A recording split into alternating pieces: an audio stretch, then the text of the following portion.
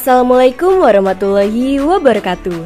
Selamat datang di video observasi kelompok 4 di SMA Negeri 15 Bandung. Sebelumnya, perkenalkan anggota kelompok kami. Dimulai dari saya sendiri. Halo, saya Ajeng Silvira Hayu dengan NIM 2100532. Halo, perkenalkan nama saya Muhammad Fahri Zulfikar dengan NIM 2102301. Halo, perkenalkan nama saya Fania Hafidza Dwita Rahmi dengan NIM 2104011. SMA Negeri 15 Bandung merupakan salah satu sekolah menengah atas negeri favorit yang ada di Bandung, yang berlokasi di Jalan Sarimanis 1, Sarijadi. Pada awalnya, SMA Negeri 15 Bandung bernama SMA Negeri 2 Bandung, yang beralamat di Jalan Cihampelas nomor 173 Bandung. Terhitung mulai tanggal 1 Juli 1983, SMA Negeri 15 Bandung dikukuhkan menjadi sekolah negeri dan administratif mandiri dengan pimpinan yang masih dirangkap oleh Kepala Sekolah SMA Negeri 2 Bandung. Pada tanggal 25 Maret 1985, pimpinan SMA Negeri 15 Bandung diserah terimakan dari pejabat lama kepada pimpinan baru. SMA Negeri 15 Bandung mempunyai visi mewujudkan generasi berkarakter unggul, religius, dan ramah lingkungan. Dengan misinya yaitu pertama, meningkatkan kualitas proses pembelajaran melalui integritas nilai agama. Kedua, mengembangkan guru dan tenaga kependidikan profesional. Ketiga, mengembangkan standar manajemen kolaboratif. Keempat, mewujudkan lingkungan belajar ramah anak. Kelima, mengembangkan kompetensi lulusan berbasis kecerdasan majemuk. Program sekolah yang ada di SMA Negeri 15 Bandung yaitu: pertama, ada kegiatan ekstrakurikuler. SMA Negeri 15 Bandung mempunyai kegiatan ekstrakurikuler atau ekskul yang mumpuni dengan tujuan untuk mendapatkan tambahan pengetahuan, keterampilan, dan wawasan, serta membentuk karakter peserta didik sesuai dengan minat dan bakat masing-masing. Ekstrakurikuler tersebut diantaranya ada Paslibels, Pramuka, Handball, Badminton, Pekarisma, Basket, Softball, Sepak bola, Angklung, Mading, Remaja Masjid, Japanese Club, Gepala, PMR, Futsal, IT, dan Science Club. Program sekolah yang kedua yaitu Sekolah Berbasis Digital. Sekolah Berbasis Digital adalah salah satu program sekolah untuk menjawab persoalan dan kebutuhan pendidikan guna mempersiapkan generasi di masa depan. SMA Negeri 15 Bandung menerapkan IT digital sebagai sarana dalam kegiatan proses dan evaluasi pembelajaran yang di dalamnya melibatkan seluruh siswa, guru, dan tenaga kependidikan, serta orang tua wali murid. Dengan demikian, maka proses administrasi pembelajaran bisa diakses dengan secepatnya oleh berbagai pihak. Program sekolah yang ketiga yaitu ada Sekolah Literasi. Gerakan Sekolah Literasi adalah sebuah gerakan dalam upaya menumbuhkan budi pekerti siswa yang bertujuan agar siswa memiliki budaya membaca dan menulis sehingga tercipta pembelajaran sepanjang hayat. Kegiatan rutin ini dilaksanakan untuk menumbuhkan minat baca peserta didik serta meningkatkan keterampilan membaca. Materi baca berisi nilai-nilai budi pekerti berupa kearifan lokal, nasional, dan global yang disampaikan sesuai tahap perkembangan peserta didik. Program sekolah yang keempat yaitu Sekolah Ramah Anak. Sekolah Ramah Anak atau SRA adalah program yang diselenggarakan oleh Pemerintah Republik Indonesia. Kebijakan ini dilansir oleh Kementerian Pemberdayaan Perempuan dan Perlindungan Anak Republik Indonesia. Menurut lembaran panduan sekolah ramah anak yang penyusunannya telah melibatkan 12 kementerian, badan, serta yayasan terkait kesejahteraan anak, tujuan disusunnya kebijakan SRA adalah untuk dapat memenuhi menjamin, dan melindungi hak-hak yang dimiliki oleh anak. SMA Negeri 15 Bandung ini banyak menghasilkan siswa-siswi yang berprestasi. Di antaranya ada, pertama, Salwa Nisrina sebagai juara pertama di kejuaraan TNI dan Polri Taekwondo. Yang kedua ada Rizka Fadilah Robiatul Adawiyah sebagai juara pertama di Kejurnas Pencaksilat Tajimalela. Yang ketiga ada Rifa dan Haidar yang lolos Olimpiade Sains Nasional tingkat provinsi.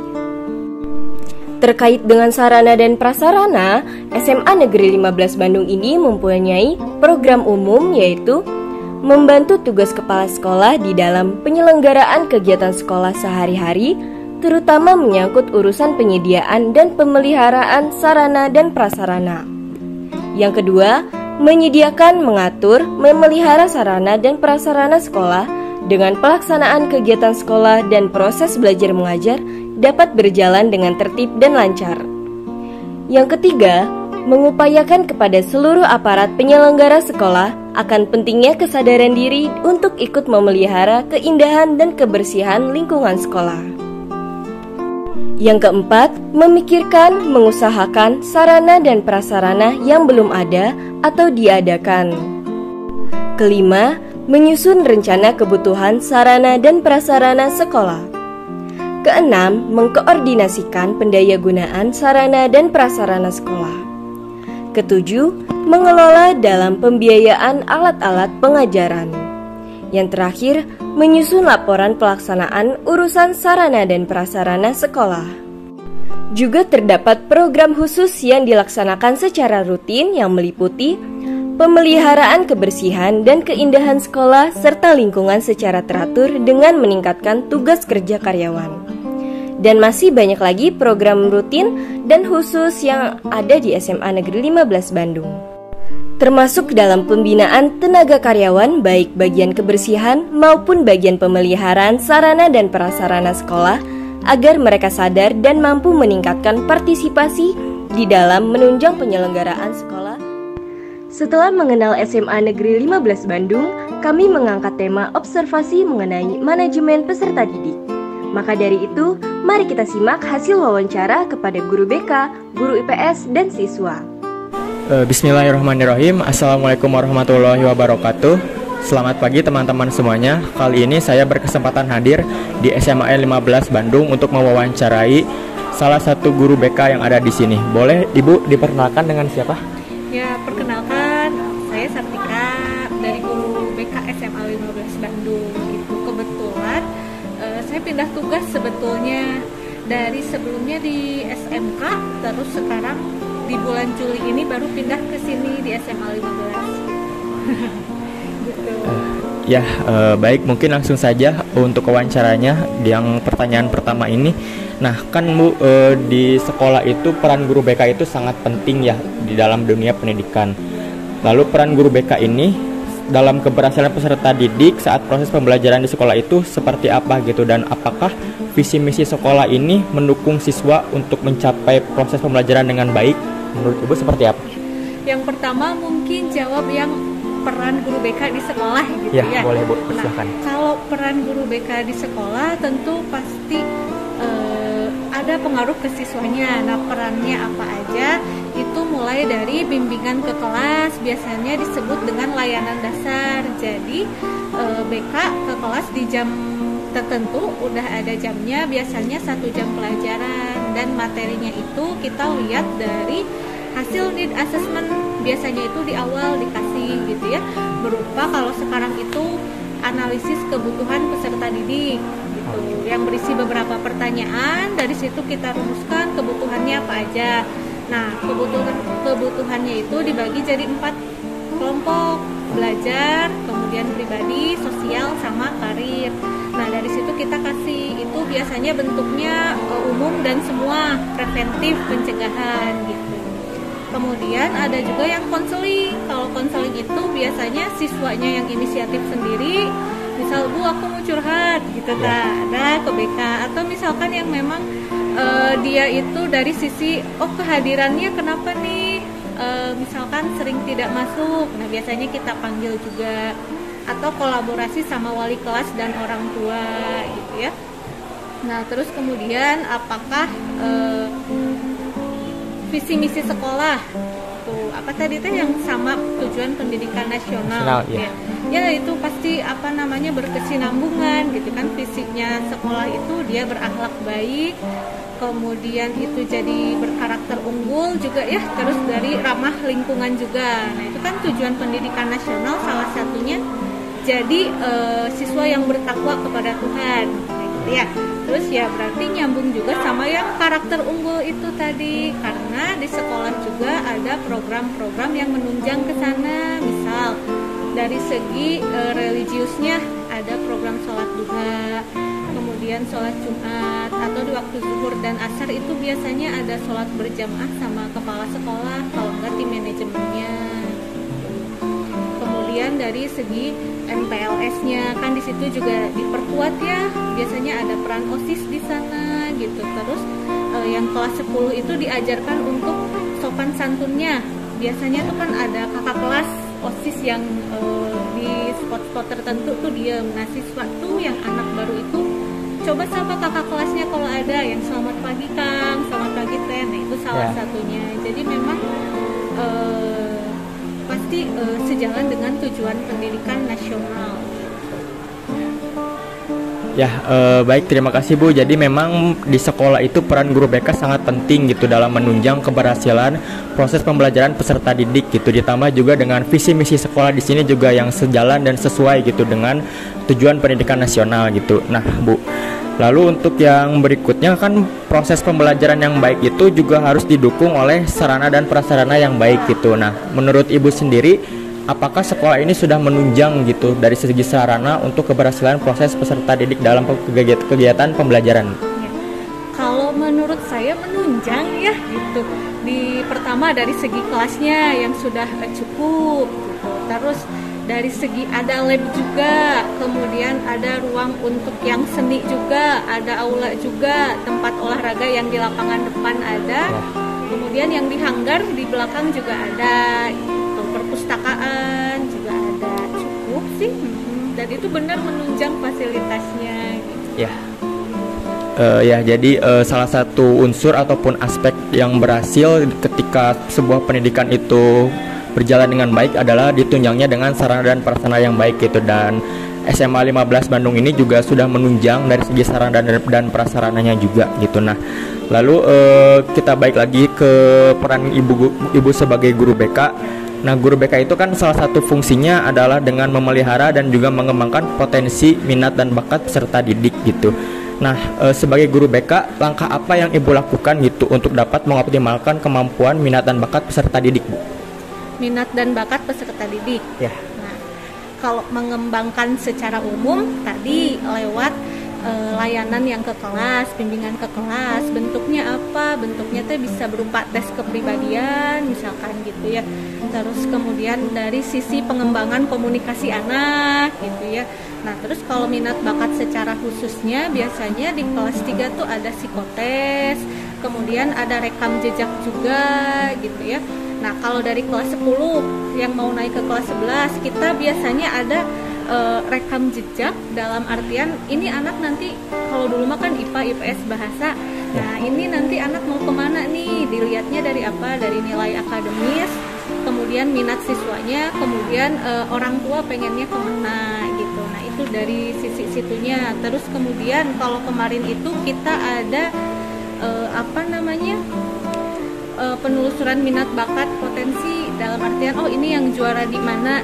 Misalkan kemarin tuh ada yang dia jago dari sisi musiknya, seni musiknya. Nah, itu kita panggil gitu ya, kita gali. Nah, ternyata si anaknya memang jago dari sisi ngedit musik, aransemen atau apa gitu ya bahasanya. Nah, setelah itu kita salurkannya kemana? Sekolah tuh kan ada podcast juga ya. Nah, di situ kita wawancara gitu. Terus ditanya hasil dari potensi kamu apa? Ada yang sampaikan udah menghasilkan uang misalkan gitu ya. Ada yang sudah dari sisi followers di sosial medianya, dari hasil aransemen si lagunya dia tuh naik gitu kan, berarti ada potensi nih gitu. Sampai kemarin tuh wawancara sama kepala sekolah juga gitu. Ya, jadi itulah salah satu pentingnya keberhasilan suatu pendidikan itu adalah dengan melihat potensi dan juga minat bakat siswa gitu. Ketika minat dan bakat siswa itu potensinya bisa dikembangkan dengan baik gitu, maka itu akan memberikan prestasi yang bagus juga untuk sekolah gitu. Nah, di dalam dunia pendidikan sendiri kan Bu, setiap peserta didik itu pasti mengalami berbagai permasalahan gitu, yang akademik maupun non akademik gitu. Nah, sebagai guru BK ini kan salah satu fungsinya juga memberikan bimbingan dan konseling gitu Bu. Lalu permasalahan tersebut kan tentu dapat mengganggu kondisi mental dan psikologis peserta didik gitu ya Bu. Nah, Ibu sebagai guru BK seperti sekarang ini, langkah seperti apa yang Ibu lakukan jika menghadapi siswa yang bermasalah dalam proses pembelajaran gitu Bu? Adakah langkah-langkah strategis yang dilakukan oleh guru BK? Nah, kalau guru BK sendiri biasanya itu anaknya dipanggil gitu ya, dipanggil terus diajak ngobrol, kenapa, digali gitu hambatannya apa, kamu punya hambatan apa. Misal biasanya tuh anak tuh Bu, sebenarnya saya ada masalah di rumah yang akhirnya berdampak ke sekolah. Nah, kemudian ya kita gali, kemudian kita arahkan, terus kita lihat lagi setelah itu teh apakah ada perkembangan nggak dari situ gitu ya. Kalau misalkan oh masih sama, dipanggil lagi, entah itu nanti dipanggilnya masih dengan guru BK berdua atau misalkan melibatkan wali kelas atau orang tua gitu ya, sampai melihat ada perubahan dari segi anaknya. Kalau misalkan nggak ada ya maksudnya teh kalau udah berubah gitu ya, nggak ada masalah lagi, ya udah gitu kan, kita pantau aja dari jauh gitu. Tapi kalau misalkan masih ada hambatan, kita bina terus gitu, karena kan emang wajarnya siswa mah naik turun ya, sama kayak kita ya, naik turun dan perlu diingatkan gitu. Jadi biasanya dari guru BK terus bareng wali kelas atau kemudian dengan orang tua gitu. Jadi memang seperti itu cara penanganan siswa yang bermasalah gitu. Jadi bukan hanya melibatkan guru BK saja, tetapi juga melibatkan wali kelas, melibatkan juga orang tua dari peserta didik gitu. Karena peserta didik sendiri tidak bisa sendiri gitu Bu dalam menyelesaikan permasalahan gitu, dan peran guru BK di sini sangat penting gitu dalam hal itu. Nah, lalu yang berikutnya selain itu kan, selain permasalahan, siswa juga pasti ada sisi positifnya gitu, karena beberapa siswa juga pasti ada yang berprestasi gitu, dan itu merupakan suatu keberhasilan yang diraih oleh peserta didik gitu. Nah, keberhasilan suatu sekolah itu kan bisa kita lihat tolak ukurnya dari prestasi gitu Bu yang diraih gitu. Nah, bagaimana Ibu melihat sendiri prestasi peserta didik di sekolah ini gitu, dan apa reward yang diberikan sekolah terhadap peserta didik yang berprestasi Bu? Kalau ngelihatnya ya bangga pasti ya gitu. Terus ya anak-anak di samping akademiknya, maksudnya sekolahnya dia rajin, bagus gitu, terus di luar juga ada prestasi, bangga gitu. Dan sekolah juga memfasilitasi itu dalam segi apa, misalkan dalam segi oh nanti saya ada lomba renang misalkan bulan apa gitu ya. Nah, bentuk supportnya adalah mensupport dari sisi latihannya. Misalkan ada yang latihannya itu di jam-jam yang dia harusnya sekolah, oh kita kasih dispensasi misal gitu ya. Terus kemudian ada bimbingan juga dari sekolah, guru pembimbingnya atau pelatihnya juga ikut mengarahkan misal gitu ya. Terus misalkan ada prestasi atau lomba yang olimpiade akademik, nah biasanya menyediakan guru yang wah ini paling mumpuni nih gitu ya, dari sisi misalkan matematika gitu. Nah itu juga difasilitasi gitu. Kalau rewardnya pasti ya misalkan anaknya itu dalam hal di upacara hari Senin, itu biasanya anak-anak tuh dikasih tahu ini ada yang juara loh di lomba apa, terus kemudian maju ke depan gitu. Itu salah satunya gitu. Jadi peserta didik juga harus kita apresiasi gitu ketika mereka berhasil menjuarai sebuah lomba dan berprestasi gitu. Nah, mungkin Bu untuk yang terakhir, karena kan jenjang SMA ini peserta didik dipersiapkan untuk melanjutkan pendidikan ke jenjang yang lebih tinggi ya Bu, ke jenjang perguruan tinggi sendiri. Nah, sebagai guru BK sendiri, menurut Ibu bagaimana sih mekanisme sekolah dalam memberikan informasi kepada peserta didik terkait dengan informasi perguruan tinggi Bu? Lalu seperti apa mekanisme yang Ibu lakukan ketika memberikan informasi kepada peserta didik terkait dengan perguruan tinggi Bu? Kalau mekanismenya itu biasanya yang kelas 3 kita mulai diinformasikan di akhir-akhir semester awal, misalkan di November Desember itu mulai diinformasikan, ini loh yang sekarang itu seleksi ke perguruan tinggi caranya begini gitu ya. Kemudian di semester awal itu biasanya anak-anak udah dikasih form rekam jejak raport semester 1 sampai semester 5 itu mulai diisi sama mereka. Nah, juga udah mulai konsultasi Bu, aku ingin ke sini jurusan ini.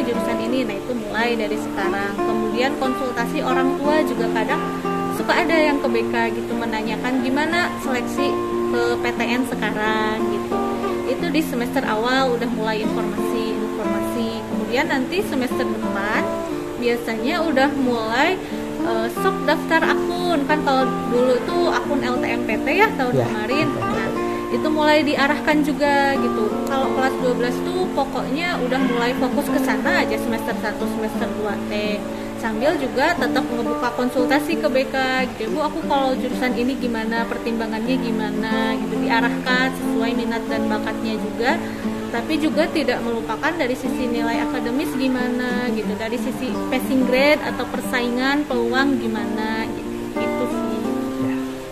Ya, jadi salah satu peran dari guru BK juga memberikan informasi terhadap peserta didik bagaimana informasi tentang perguruan tinggi gitu, karena peserta didik sendiri kan ketika bersekolah di SMA harapannya bisa melanjutkan ke jenjang pendidikan yang lebih tinggi gitu. Ya baik, mungkin cukup sekian wawancara hari ini dengan Ibu Guru BK di SMA N15 Bandung. Bisa saya simpulkan bahwa memang ternyata peran guru BK di sekolah itu sangat penting gitu, dari mulai memberikan bimbingan dan konseling kepada peserta didik gitu, memberikan solusi atas permasalahan yang dialami oleh peserta didik.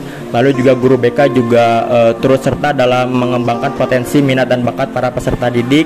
Lalu juga yang terakhir, guru BK juga berfungsi untuk memberikan informasi terkait dengan perguruan tinggi kepada peserta didik. Baik Ibu, mungkin cukup sekian wawancara dari kami. Terima kasih Ibu atas waktunya. Semoga Ibu sehat selalu dan di lain kesempatan kita bisa berbicara kembali. Terima kasih Bu. Mungkin cukup sekian. Wassalamualaikum warahmatullahi wabarakatuh. Baik, bismillahirrahmanirrahim. Assalamualaikum warahmatullahi wabarakatuh. Di sini saya sudah bersama salah satu guru di SMA N15 Bandung, yaitu guru sosiologi ya Bu. Sebelumnya terima kasih banyak pada Ibu telah menyempatkan waktunya untuk bisa saya wawancarai gitu ya. Sebelumnya boleh mangga Ibu untuk memperkenalkan diri terlebih dahulu. Saya Sri Wahyuningsih. Di sini saya di SMA Negeri 15 Bandung. Saya mengajar pelajaran sosiologi. Ya, baik, terima kasih Bu. Boleh langsung ke pertanyaan. Untuk pertanyaan pertama, bagaimana pengelolaan peserta didik dalam pembelajaran di SMA N15 Bandung ini gitu Bu? Untuk pelajaran sosiologi aja kan? Ya. Jadi kalau pengelolaan kelas sih saya kayak misalkan masuk kelas, saya ngasih waktu dulu 10 menit ke anak-anak buat istirahat dari pelajaran sebelumnya gitu, karena kalau sosiologi di sini tuh rata-rata setelah zuhur gitu, jadi kan mereka tuh kayak istilahnya tuh ngebangkitin mood mereka, karena kan kalau udah zuhur ya mereka pasti moodnya udah udah malas gitu. Jadi sama saya dikasih waktu untuk mereka itu kayak istirahat dulu aja 10 menit. Terus kalau misalkan kayak biasanya karena anak-anak SMA ya, jadi ada aja anak-anak yang misalkan terlambat datang gitu, tapi sama saya ya udah gak apa-apa, nanti dikasih kelonggaran gitu ke mereka. Jadi di kelasnya juga mereka nggak terlalu tegang gitu, apalagi pelajaran sosiologi yang banyak materinya, kebanyakan maksudnya materinya itu kan gak ada hitungan, teori ya teori, banyaknya itu teori kan. Kalau misalkan merekanya tegang gitu kan, jadi takutnya merekanya juga nggak nyaman gitu. Jadi sama saya dikasih kelonggaran, tapi tetap dengan aturan yang sudah saya ciptakan sama mereka sebelumnya. Itu aja sih paling. Jadi dari menciptakan pengelolaan tersebut ada kelonggaran, tapi tetap pada aturan yang sudah Ibu buat gitu ya Bu. Baik, lanjut ke pertanyaan nomor 2. Bagaimana penerapan tata tertib peserta didik SMA N15 Bandung dalam pembelajaran gitu? Apakah terdapat sanksi dalam pendisiplinan siswa saat pembelajaran Bu? Seluruh atau hanya pembelajaran? Kalau misalkan itu kayak di awal itu sebelum awal pembelajaran ada kontrak belajar sama anak-anak. Jadi saya pertama kasih tahu nih selama 1 tahun kita akan belajar apa aja. lalu nanti apa aja yang harus mereka ikuti aturannya kayak gimana, misalkan masuk kelas lebih dari 15 menit kasih kelonggaran. Kalau lebih dari itu boleh masuk, tapi ada maksudnya kayak nggak hukuman juga sih, kayak misalkan ditanya-tanya dulu misalnya dari mana, apakah, kalau nggak sama saya suka dibercandain kalau misalnya mereka dari kantin, kenapa nggak dijajanin sekelasnya gitu. Jadi ya maksudnya sanksinya pun nggak terlalu yang berat-berat banget, lebih ke sanksi sosial. Iya, lebih ke sanksi sosial. Kalaupun misalkan nggak itu ditanya-tanya, tanya dari mana, habis ngapain aja kayak gitu-gitu. Jadi mereka juga biar tahu kayak apa ya, tanggung jawab gitu. Atau enggak kalau misalkan biasanya kan habis zuhur nih ya, kelasnya tuh kebanyakan habis zuhur. Biasanya mereka itu di luar kan. Saya udah masuk nih, udah dikasih kelonggaran 15 menit, mereka masih di luar. Tapi sama saya kadang-kadang tegas juga, saya juga, kamu kalau misalnya mau masuk, kalau enggak sama saya diapain, sama ibu diapain, sama saya gitu. Jadi anaknya juga ada takut, ada maksudnya ada ke saya juga ada rasa, oh nanti sama ibu diapain gitu. Jadi ada maksudnya ada di saat oke, nggak apa-apa kalian masuk kan, tapi ada saat juga di mana saya tegas, kalau misalnya nggak masuk ya udah nggak, jangan masuk aja sekalian selama pelajaran saya gitu aja sih paling. Nggak ada sanksi yang harus kayak gimana, nggak boleh ikut boleh pelajaran gitu. Kalau misalkan sampai nggak boleh ikut pelajaran kan itu maksudnya hak anak ya untuk mendapatkan pelajaran. Kalau sampai saya tidak boleh mereka masuk, itu juga saya melanggar apa ya, menghalangi hak mereka untuk mendapatkan pelajaran. Paling itu aja sih, ditanya-tanya sama kayak istilahnya mau digertak lah anak-anaknya biar mereka tuh agak segan gitu. Oh jadi nggak boleh lebih dari 15 menit nih, harus pas gitu aja sih. Jadi kelonggaran mereka juga tetap ada batasan ya Bu ya? Masih ada batasannya. Baik, dilanjutkan ke pertanyaan nomor 3, yaitu bagaimana bentuk reward yang dapat Ibu berikan kepada peserta didik? Kalau bentuk reward sih yang pertama ya pasti nilai tambah ya. Sama kemarin juga saya itu pernah ada metode pembelajaran pakai ular tangga. Ular tangga? Iya, pakai ular tangga untuk evaluasinya. Nah kalau misalkan saya rewardnya itu udah pasti nilai plusnya ya. Sama ada saya jajanin ke kantin, boleh untuk anak-anak yang bisa sampai finish atau enggak mendekati finish sama ibu dijajanin. Paling itu aja sih. Sama ya paling karena anak-anak tuh nggak muluk-muluk ya, jadi kalau misalkan sama saya ditanya, oh siapa yang mau jawab, acukan tangan dapat poin dari ibu. Dari situ anak-anak juga termotivasi ya Bu ya. Jadi maksudnya nggak harus yang gimana-gimana sih, alhamdulillahnya di 15 itu nggak harus yang punya reward secara benda atau kayak gimana, cuman diiming-imingi sama poin tambahan pun mereka udah maksudnya udah semangat gitu untuk ikut ininya. Jadi walaupun sederhana tapi bisa memotivasi peserta didik ya Bu ya. Dilanjutkan ke pertanyaan nomor 4, yaitu apa saja yang dapat dilakukan seorang guru atau ibu gitu ya untuk meningkatkan prestasi peserta didik di SMAN 15 Bandung ini? Untuk meningkatkan prestasi palingan dikasih motivasi sama kayak anak-anak kelas, kan ibu ngajarnya kelas 11 ya, kelas 11 sama kelas 10. Tapi kalau kelas 10 itu karena mereka banyaknya itu project gitu ya, jadi karena kurikulum baru, jadi kalau itu mau nggak mau ya mereka harus ikut project gitu. Tapi kalau kelas 11 itu saya kasih tahu untuk meningkatkan prestasinya itu kayak misalkan kasih motivasi, sama saya kasih tahu kalau misalkan nanti SNPTN itu kayak gimana gitu, ngasih motivasi kayak gitu. Dan anak-anaknya pun di sini tuh bisa dibilang pada amis gitu dengan kayak gitu tuh. Mereka kayak kompetisinya juga cuma dikasih, karena setahu saya juga kan kalau SNPTN sekarang itu cuma 10 besar nih, sama saya dikasih tahu di depan kelas. Dengan kayak gitu juga mereka udah makin, ibu berarti harus rajin belajar ya gitu, berarti harus ini harus itu. Iya dong, kata iya tuh kan ya, kalau misalkan emang mau nggak mau tes ya kalian harus benar belajar prestasinya. Sama kalau misalkan itu paling ya diajak anak-anak, apa kan pasti anak SMA ada 1-2 yang kurang gitu ya. Paling kalau itu diajak ngobrol paling, kenapa misalkan tugasnya nggak pernah masuk ke pelajaran saya, kalau gitu dikasih motivasi sih paling ini. Sama diajak juga sama anak-anak, kita tuh harus bisa ngerangkul yang pasti ke anak-anaknya, harus bisa ngerangkul. Karena kalau anak-anak zaman sekarang tuh nggak bisa yang kayak dibiarin, nggak bisa dikerasin juga nggak bisa gitu. Jadi kitanya juga harus tahu taktik tersendiri untuk mereka bisa meningkatkan prestasinya gitu. Jadi harus tahu juga karakter kelas ini tuh kayak gimana, kelas itu yang satu lagi kayak gimana. Jadi kita juga bisa, oh di kelas ini berarti harus pakai treatment kayak gini. Oh iya. Kelas ini treatmentnya kayak, soalnya pasti beda-beda kan. Iya. Kelas yang satu lagi treatmentnya kayak gimana, kayak gitu sih. Tapi lebih kebanyakan kita itu pakai motivasi sih di awal atau di awal dan di akhir, kasih motivasi kayak harus rajin belajar dan sebagainya. Jadi lebih ke pendekatan psikologis ya, Bu ya? Benar. Boleh dilanjutkan untuk pertanyaan selanjutnya itu, menurut Ibu bagaimana cara menciptakan lingkungan belajar yang nyaman bagi peserta didik? Nah, iya itu. Jadi kan tadi ya Ibu bilang kalau anak zaman sekarang itu nggak bisa dibiarin, nggak bisa ditekankan. Contohnya kalau sekarang itu anak zaman sekarang semakin kita galak lah istilahnya, makin galak ke anak itu malah balik. Oh ya. Ya gitu. Jadi soalnya ngerasain gitu ya, udah ngerasain. Jadi kalau misalnya sama kita digalakin itu, anak tuh malah nggak mudeng sama sekali gitu. Jadi sebisa mungkin kayak misalnya apalagi sosiologi kan permasalahannya itu di sekitar mereka gitu. Jadi sebisa mungkin ibu tuh mengetahui dunianya mereka. Apa yang kalau misalnya di anak-anak remaja ini lagi ada apa sih yang lagi digemarin sama mereka gitu. Jadi waktu di kelasnya pun kita bisa diskusi bareng-bareng tuh gitu. Jadi enak gitu ningkatin suasananya tuh. Kalau sosiologi itu nggak cuma materi, tapi ada diskusi dengan masalah sosial yang ada di lingkungan mereka. Contohnya kayak misalkan yang kan Biorka kemarin Ya.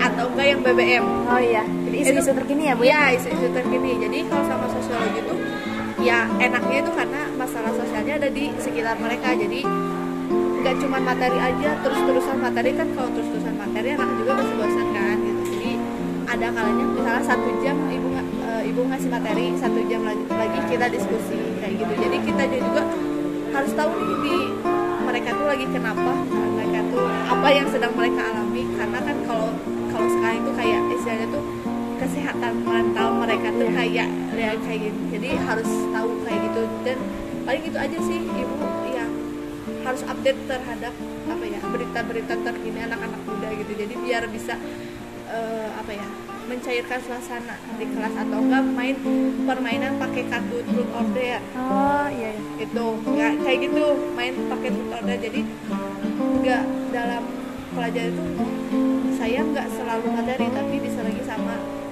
jam kosong nih, kita main ini atau kan nonton film. Kayak misalkan kemarin itu habis PTS ya, mereka tapi ada beberapa pelajaran yang langsung belajar. Tapi sama saya, ayo kita nonton film aja lah biar kalian nggak terlalu stres gitu. Jadi harus mengikuti kemauannya mereka, tapi ya itu tetap harus ada batasannya juga dari kita. Harus ada tegas. Oke, kita minggu ini misalkan nonton film, tapi minggu depan kita harus balik lagi ke materi ya. Kita ngejar materi seperti itu. Jadi kita juga harus tahu anak-anaknya kondisinya kayak gimana. Anak-anaknya lagi pengen, kayaknya lagi jenuh nih gitu. Kita harus membangun suasana kelas yang seperti apa, dengan permainan seperti apa. Paling itu aja sih kalau di sosiologi mah. Kebanyakannya diskusi sih paling. Jadi dengan adanya diskusi juga bisa membuat kelas lebih hidup gitu ya, Bu? Iya, jadi ada, karena kan kalau anak-anak jam sekarang itu 2 tahun nggak ini ya, iya, sekolah online ya, Bu ya? Online. Dan anak-anak itu, anak-anak yang kelas 11 atau nggak kelas 12 ya, mereka itu terbiasa dengan tidak bisa mengeluarkan pendapat mereka. Karena udah terbiasa pakai handphone tinggal ketik-ketik gitu. Oh iya. Nggak biasa ngomong kan. Iya. Makanya sama saya dilatih untuk banyak diskusi. Ya mereka juga kelatih speak up-nya gitu. Ya karena kan kalau misalkan diem aja, kalau kita menerangkan aja, kita yang cuman istilahnya kita nyuapin mereka, nanti kan merekanya takutnya nggak ngerti gitu. Jadi saya ibu kayak membangun pendapat mereka untuk bisa mengeluarkan pendapat mereka seperti itu. Soalnya kayak cuma presentasi ke depan aja mereka tuh udah kayak gemeter banget. Karena transisi ya, Bu, dari online ke offline. Iya gitu. betul. Jadi kayak walaupun udah mau hampir setahun ya offline, tapi mereka tuh masih penyesuaian gitu. Apalagi kan kayak gitu. Jadi lebih banyaknya diskusi biar mereka itu bisa berpendapat mereka itu seperti apa.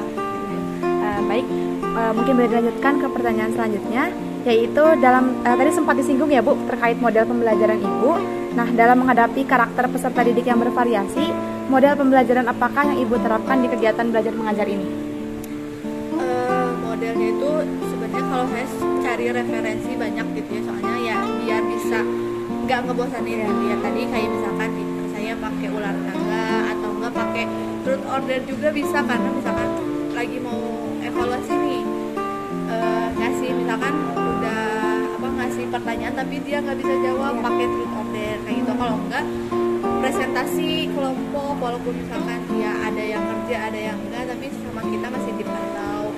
Atau enggak kita kalau saya mencari masalah sosial yang ada di lingkungan, seperti itu sih, biar maksudnya enggak, karena kan kalau di 15 itu sekarang itu bebas ya, maksudnya enggak difokuskan untuk di kelas terus. Jadi kalau di 15 kalau misalnya mau keluar boleh. Boleh. Udah kalau di belakangnya, kalau di belakang itu ada bangku mereka untuk diskusi. Jadi kalau saya biar nggak bosan juga di kelas, boleh di luar tapi masih dalam pantauan saya. Ya, masih kondusif ya, Bu? Masih kondusif gitu. Jadi metodenya paling ya itu, paling nyari masalah dan diselesaikan oleh mereka juga gitu kan.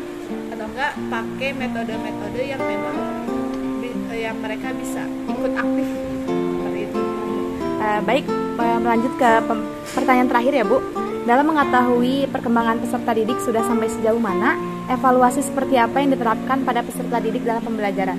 Evaluasi paling ya evaluasi ulangan harian udah pasti, tapi sama saya itu kalau saya itu enggak, misalkan kan ada juga guru yang misalkan ngasih dulu materi sampai babnya habis baru evaluasi. Kalau saya itu kadang cuman satu sub materi saya langsung evaluasi, tapi evaluasinya beda-beda, enggak yang cuma tulis tadi kayak tadi misalnya pakai ular tangga atau enggak pakai truth order atau enggak pakai teka-teki silang kayak gitu. Jadi divariasikan gitu si evaluasinya itu, enggak cuma PG atau esai, tapi di akhir tetap ada. Tapi setiap misalkan ada habis satu materi satu subbab, biasanya saya juga langsung ulangan kayak evaluasi mereka tuh udah ngerti nggak sih, tapi nggak terlalu. Kalau yang misalkan yang satu subbab itu cuma 5 pertanyaan 3 gitu untuk memancing mereka tuh udah ngerti belum sih. Paling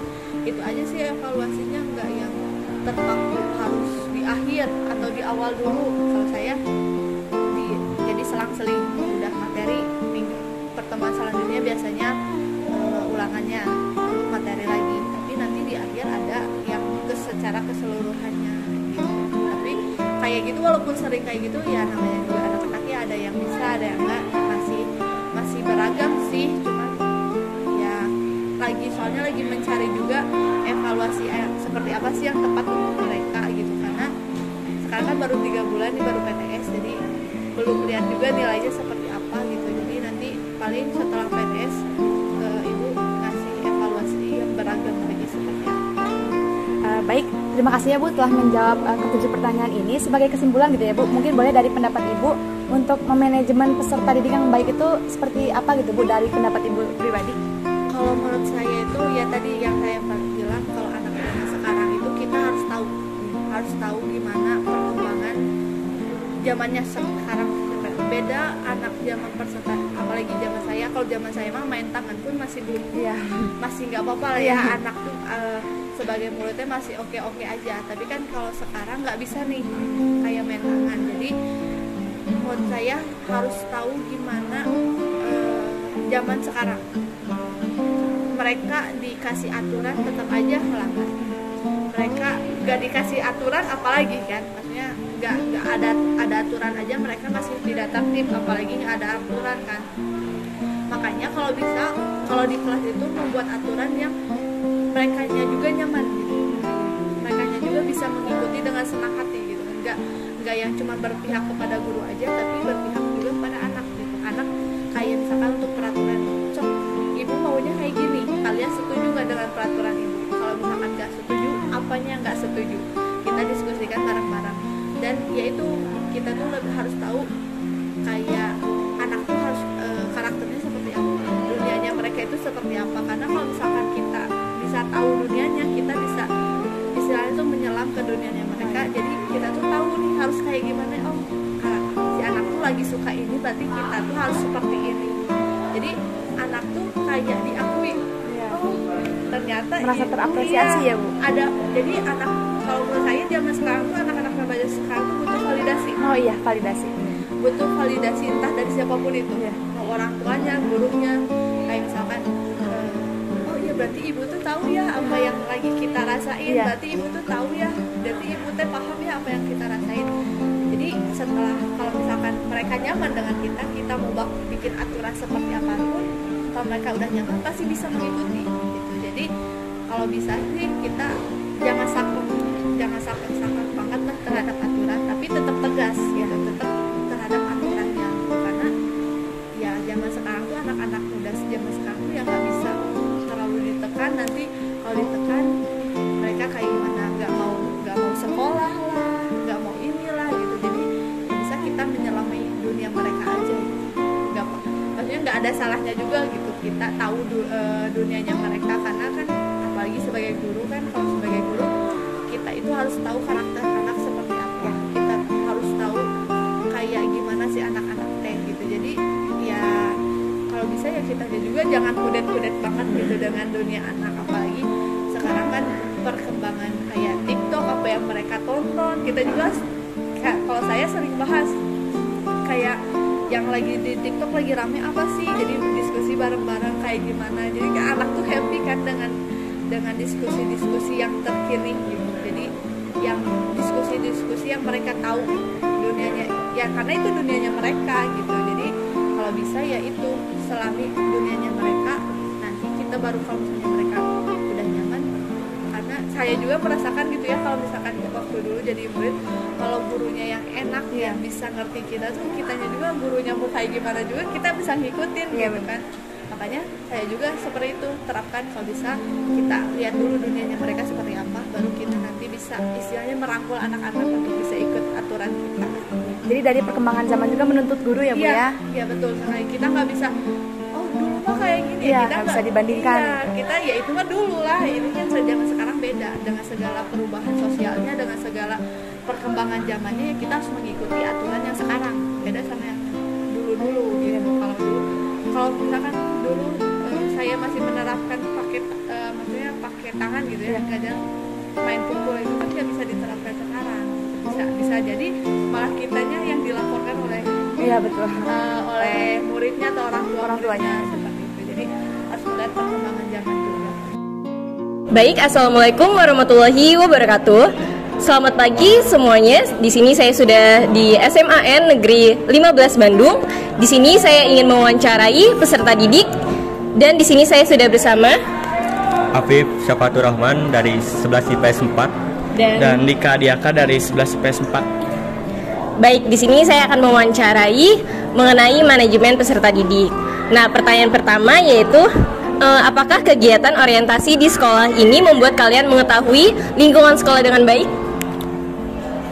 Sejujurnya kan pertama kita kelas 10 itu kan COVID ya, jadi dilakukannya juga secara daring dan kurang memuaskan sebenarnya kalau untuk mengetahui sekolah ini. Ya gitu sih. Dan guru juga memberi foto-foto semisal kelas mana gitu yang diberi foto, dan juga ada denah yang diberikan sehingga kita lebih mengenal sekolah dengan baik.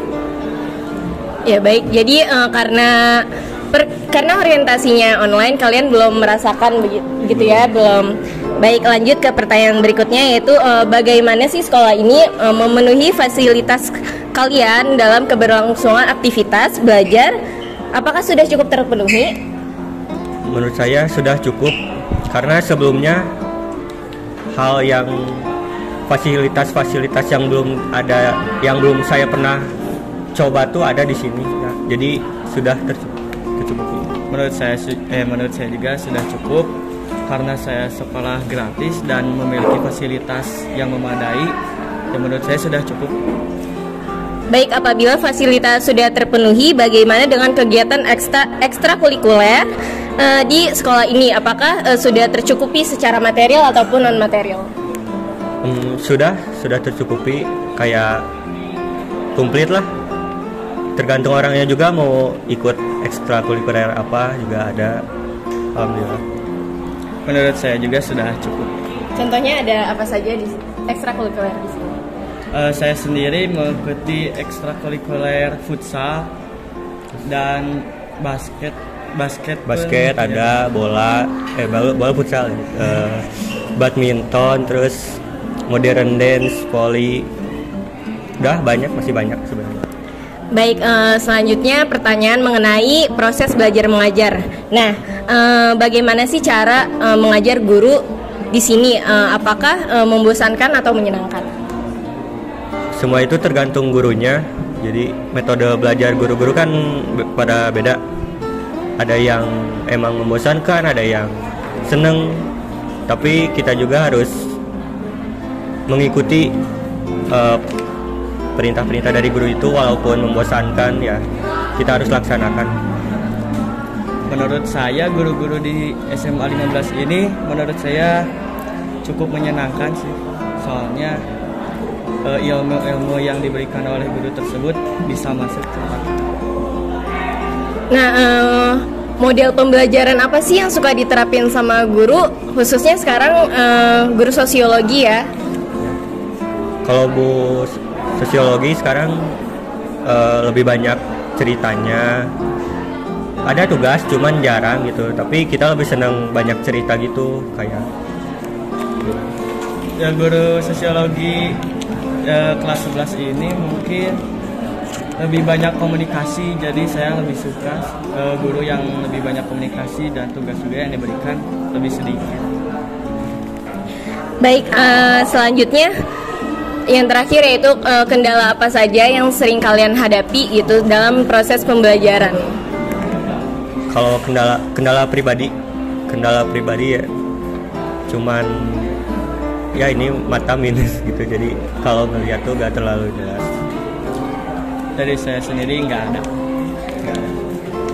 Baik, apakah kalau dari kendala misalnya dari peralatan yang kurang mendukung atau fasilitas yang kurang mendukung di kelas itu apakah ada?